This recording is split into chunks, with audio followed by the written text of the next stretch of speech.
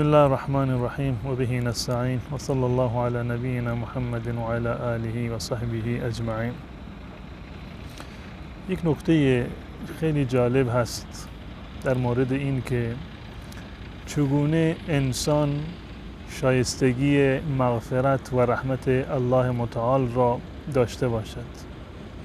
همه ما میدونیم، تجربه کردیم در زندگی خودمون از آیات قرآن، احادیث رسول الله صلی الله علیه و سلم، این نکته را به خوبی ما درک کردیم و میفهمیم که رحمت الله متعال، مغفرت الله متعال بها ندارد، به بها نیست، بلکه فقط و فقط به خاطر یک بهانه هست.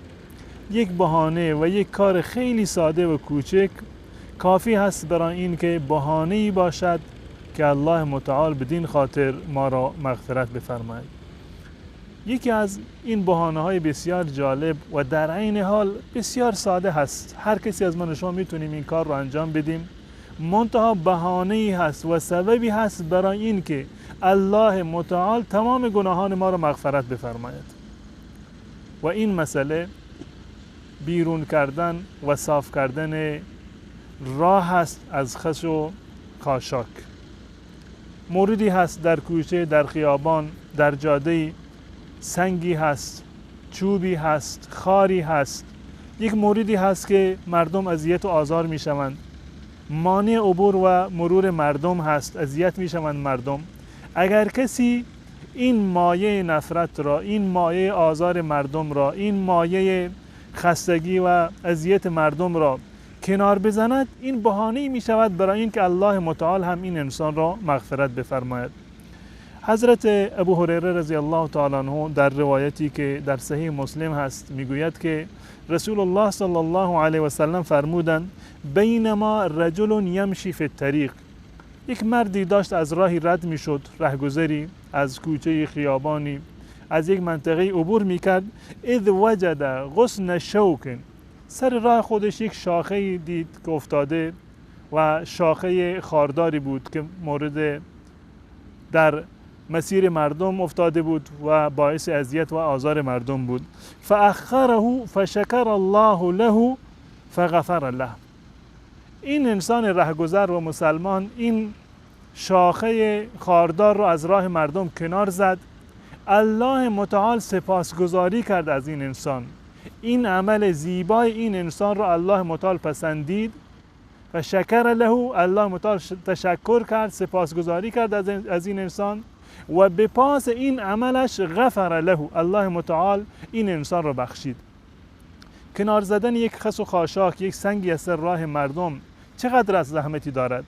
احیانا لازم نیست که انسان بایستد یا کمرش را خم بکند یا دستش را دراز بکند، با پای خودش هم میتواند یک سنگی رو از سر راه مردم بردارد. این سبب می شود برای این که الله متعال من و شما را مغفرت بفرماید. غیر از این موارد دیگری هست در همین سطح، احیانا از این سطح هم پایینتر یا فراتر، که همه میتوانند سبب مغفرت من و شما بشوند. اما چه بسا ما به خاطر غفلتی که داریم، به خاطر عدم آگاهی که احیانا از احادیث رسول الله صلی الله علیه و سلم داریم، عدم آشنایی که به وسعت رحمت الهی داریم، سبب می شود که از این اموری که بسیار مهم هستند و در عین حال بسیار ساده هستند متاسفانه غافل بشویم. حضرت عایشه رضی الله تعالی عنها در روایت دیگر که در صحیح مسلم هست همین مطلب را به صورت گسترده تری برای من و شما بیان کرده. میگوید که رسول الله صلی الله علیه و سلم فرمودند که الله متعال انسان را به گونه‌ای آفریده که در بدنش 360 مفصل هست. کالبد انسان متشکل از 360 مفصل هست و برای هر مفصلی اگر انسان بخواهد در روز یک صدقه بدهد بسیار ساده و آسان است. هر یکی از من و شما همه بینندگان عزیز می توانید که در روز بیش از 300 بار صدقه بدیم. 360 مفصل داریم، می توانیم 360 بار صدقه بدهیم که این بشود حمد الله متعال، تشکر و سپاسی از الله متعال در مقابل هر بند و هر مفصل بدن خودمون. ایشان می فرماید که فمن كبر الله وحمد الله وهلل الله وسبح الله واستغفر الله وعزل حجرا عن طريق الناس او شوكا او عزما عن طريق الناس وأمر بالمعروف أو نهى عن المنكر عدد تلك 60 و300 سلاما فإنه يمسي يومئذ وقد زحزح نفسه عن النار. بسیار جالب و زیبا هست. واقعا رحمت الله متعال یک بهانه لازم دارد. یک بهانه خیلی کوچک میتواند ما را از آتش جهنم نجات بدهد. میفرماید هر کسی یک مرتبه بگه سبحان الله، الحمدلله، لا اله الا الله، استغفر الله، این کارها را انجام بده، هر یک از اینها به عنوان یک صدقه و یک خیر و یک نیکی محسوب میشوند.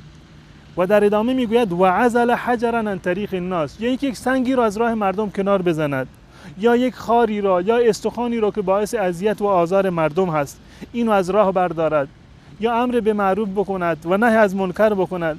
به تعداد این 360 مفصلی رو که الله متعال در بدنش قرار داده، اگر سبحان الله و الحمدلله و لا اله الا الله و الله اکبر و استغفر الله بکند، یا سنگی را، چوبی را، خاری را از سر راه مردم بر بدارد، یا امر به معروف و نهی از منکر بکند، به تعداد 360 مفصلی که در بدن انسان وجود دارد، جالب هست چه پاداشی رو الله متعال به انسان میدهد.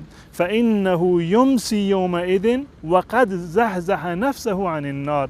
این انسان وقتی که شب می شود، این روزش رو سپری می کند و به شب می رسد، این در واقع بدن خودش را و جان خودش را، وجود خودش را از آتش جهنم نجات داده. ببینید چقدر ساده هست. فقط یک مقدار هوشیاری میخواهد، بیداری میخواهد که انسان باید مواظب باشد و ارزش این اعمال بسیار ریز و کوچک را انسان باید همیشه مد نظر داشته باشد و همون گونه که رسول الله صلی الله علیه وسلم توصیه کردند هیچ کار خیر و نیکی رو کم نشمارید، بسیار زیاد هست. همین یک کار خیری که از دیدگاه شما شاید بسیار کوچک باشد، این میتواند سبب مغفرت شما و سبب نجات شما از آتش جهنم باشد. امیدوار هستیم که الله متعال به همه من و شما توفیق بدهد که بیدار باشیم، هوشیار باشیم، مواظب اعمال خودمون باشیم. این مناسبت هایی که هست، این فرصت هایی که برای کار خیر هست، اینها را مغتنم بشماریم و نهایتا خودمان را سزاوار و شایسته رحمت و مغفرت الله متعال بگردانیم. السلام علیکم و رحمت الله و برکاته.